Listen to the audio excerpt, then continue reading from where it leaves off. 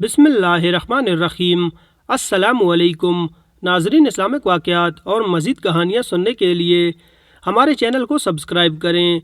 दुरूद पाक पढ़ने वाले की ईद हो गई। शेख अबू अल हसन बिन हारिस रहमतुल्लाह अलैह दुरूद व सलाम में मुनहमिक रहा करते थे। उनका बयान है कि एक मरतबा मुझ पर तंगदस्ती और गुर्बत के दिन आ गए, यहाँ तक कि मेरे पास खाने पीने को कोई चीज़ ना रही। ईद सर पर आ गई मगर हम बदस्तूर तहीदस्त थे। ईद की रात आ गई मगर हमारे पास खाने या पीने को कुछ ना था। वो रात हमने शदीद तकलीफ़ में गुजारी। रात का कुछ वक्त ही गुजरा होगा कि हमारे दरवाज़े पर ज़ोर ज़ोर से दस्तक हुई। दरवाज़े के बाहर शोर गुल था। हमने दरवाज़ा जो खोला तो क्या देखते हैं कि कुछ लोग हैं जिनके हाथों में शमे फ़रोज़ां हैं। उनमें फ़लाँ का बेटा भी था जो अपने वक्त के ख़ास लोगों में से था। वो हमारे घर दाखिल हुआ। ऐसे वक्त में उसकी आमद से हमें हैरानी हुई। उसने कहा कि तुम्हारे पास मेरे आने का सबब यह है कि मैंने रसूलुल्लाह सल्लल्लाहु अलैहि वसल्लम को ख्वाब में देखा है। आप सल्लल्लाहु अलैहि वसल्लम ने फरमाया, इस वक्त अबू अल हसन और उसके बच्चे सख्त फ़िक्र फाका और परेशानी का शिकार हैं, लिहाजा अल्लाह के दिए हुए से जितना कुछ हो सके उसके पास ले जाओ ताकि वो बच्चों के लिए पोशाक और खुर्दनोश का बंदोबस्त कर सके, ताकि ईद के मौका पर वो भी खुशो खुरम रहें। मैं उठा और ये कपड़े और सामान खुर्दनोश हमरा लाया हूँ। वो दर्जी भी मेरे साथ हैं। ये कहकर उसने दर्जियों को नाप लेकर कपड़े सीने का हुक्म दिया और कहा कि पहले बच्चों के कपड़े सीना, फिर बड़ों के। दर्जी सुबह तक वहीं बैठे बैठे कपड़े सीते रहे, हत्ता कि घर वालों ने सुबह खुशी खुशी ईद मनाई।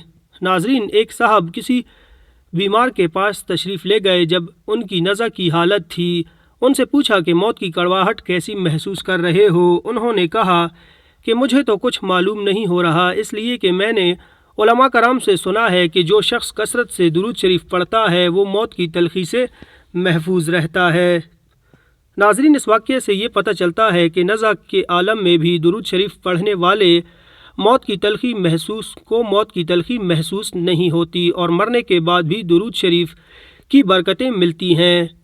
अबू अल अब्बास अहमद बिन मंसूर रहमतुल्लाह अलैह जब फौत हुए तो अहले शिराज़ में से एक शख्स ने ख्वाब में उन्हें शिराज़ की जामिया मस्जिद के महराब में खड़े हुए देखा कि आप रहमतुल्लाह अलैह के बदन पर खूबसूरत लिबास और सर पर जवाहिर से मज़ीन ताज सजा हुआ है। उस शख्स ने जनाब अल्लाह ने आपके साथ क्या सलूक फरमाया? तो आप रहमतुल्लाह अलैह ने जवाब दिया कि अल्लाह ने मेरी मग़फ़िरत फरमा दी है, मेरी इज़्ज़त व तकरीम की गई है और मुझे जन्नत में दाखिल फरमाया। उस शख्स ने पूछा, इस अज़मत व इज़्ज़त का सबब आपका कौन सा अमल था? आप रहमतुल्लाह अलैह ने फरमाया, मेरा हुज़ूर सल्लल्लाहु अलैहि वसल्लम की ज़ात अक़दस पर कसरत से दुरूद व सलाम पढ़ना मेरी इस इज़्ज़त व करामत का सबब बना। और नाज़रीन, सिर्फ दुरूद पाक की बरकत से बनी इसराइल के एक शख्स की बख्शिश हो गई। बाज़ रिवायात में है कि बनी इसराइल का एक शख्स इंतहाई गुनहगार था। जब वो मर गया तो लोगों ने उसे बग़ैर कफ़न व दफन के फेंक दिया। अल्लाह ने अपने पाक नबी मूसा अलैहिस्सलाम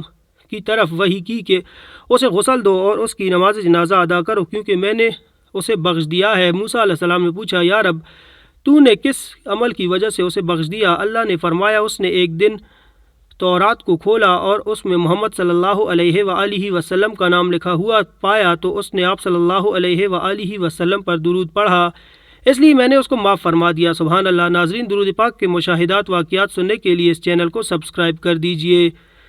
शुक्रिया। मिलते हैं नेक्स्ट वीडियो में, तब तक के लिए अपना ख्याल रखें। अल्लाह हाफिज़।